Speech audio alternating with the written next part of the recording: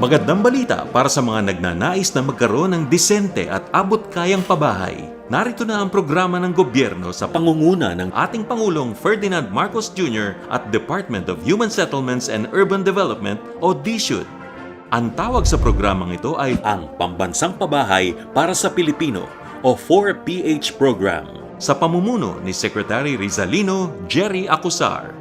Ang layunin nito ay matugunan ang milyong-milyong kakulangan sa pabahay sa pamamagitan ng in-city relocation.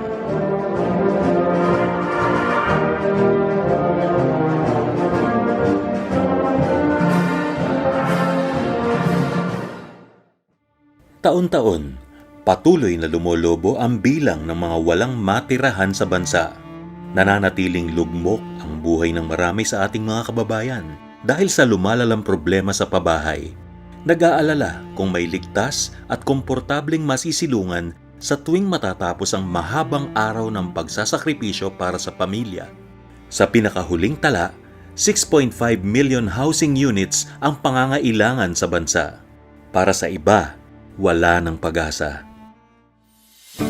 Ito ang naging sandigan ng pagbuo ng flagship program ni Pangulong Ferdinand R. Marcos Jr., ang Pambansang Pabahay para sa Pilipino o 4PH Program. Layo ng programa na tugunan ang pangangailangan sa pabahay sa bansa, lalong-lalo na para sa mga higit na nangangailangan, ang mga maralita nating kababayan. Sa pangunguna ng Department of Human Settlements and Urban Development, kasama ang key shelter agencies, local government units, government financial institutions at private sector, tutugunan ang dalawang pangunahing balakid sa sektor ng pabahay: affordability at access to fund. Sa ilalim ng Pambansang Pabahay, prioridad ng Administrasyong Marcos Jr. ang lahat ng Pilipino na nais magkabahay, lalo na ang urban poor, informal settler families, informal sectors, minimum wage earners, gayon din ang government employees, overseas Filipino workers, TNVS at PUV drivers at operators. Bilang panimula, papasok ang local o provincial LGU sa isang kasunduan o Memorandum of Understanding sa DHSUD. Kapag natukoy na ang project site ng LGU, magkakaroon na ng Memorandum of Agreement ang LGU at DHSUD para sa interest subsidy na susundan ng tripartite agreement kasama ang Pag-ibig Fund.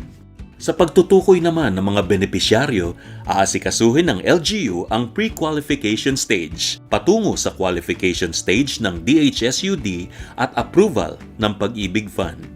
Samantala, para sa mga proyektong sisimula ng private developers at contractors, magkakaroon ng joint venture agreement na papasok sa public-private partnership. Dadaan ito sa DHSUD para matiyak ang documentation at compliance sa standards ng mga proyekto. Kasunod nito, maaari nang magsimula ang construction process. Sa parehong proseso, sasailalim sa qualification stage at approval ng Pag-ibig Fund ang lahat ng applications bago ang take-out. Narito ang kompletong checklist para sa local government units: letters of intent from LGU and developer, latest tax declaration, clear copy of OCT, TCT, free from liens, not for conversion, not agricultural free patent, not CLOA title, not under lis pendens litigation, zoning classification as residential, vicinity map, SB resolutions, bipartite, tripartite, clearances, location, DAR, environmental compliance certificate, LGU housing project proposal, conceptual design, site development plan, project profile of previous housing projects. Para naman sa mga proyektong sisimulan gamit ang privately owned land, narito ang listahan ng mga requirements: company, organization profile, proof of existence, resume, key officers, directors, technical staff, latest audited financial statements, income tax return for the past 3 years, auditor's report and certification, authorization and conduct investigation, bank financial statement, suppliers, certificate of winning bidders, ordinance of SB, SP for the project, at karagdagang Philippine Contractors Accreditation Board Certificate or PCAB para sa mga contractors. Sa pagpapatupad ng mga proyekto, kaagapay ang DHSUD sa lahat ng stages of development hanggang matupad ang pangarap na pabahay ng ating mga kababayan. Para maging benepisyaryo, maaaring lumapit sa inyong LGU para sa membership validation, compliance at consolidation ng listahan.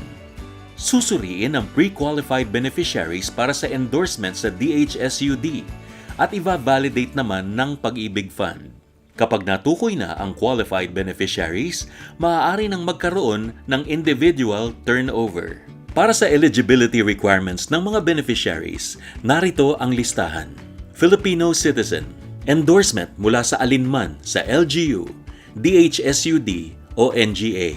Income classification, active Pag-ibig member with at least 24 months remittance. No outstanding Pag-ibig short-term loan.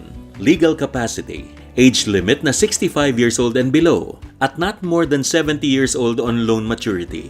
No Pag-ibig account foreclosed o cancelled. No Pag-ibig default. Dasyon and pago.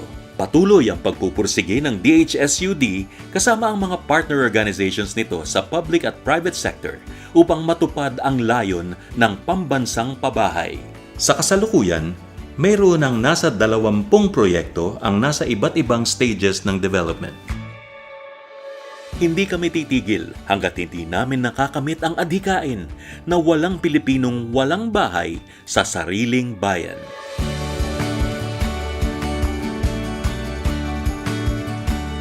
Kung kayo ay may katanungan, maaaring magsadya sa tanggapan ng DSUD sa DSUD Building, Kalayaan Avenue, Corner Mayaman Street, Diliman, Quezon City. Para sa karagdagang impormasyon, maaaring kumontak sa mga sumusunod.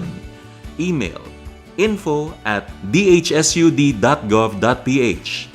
Website https://dhsud.gov.ph. Facebook o Twitter @dhsud.gov.ph.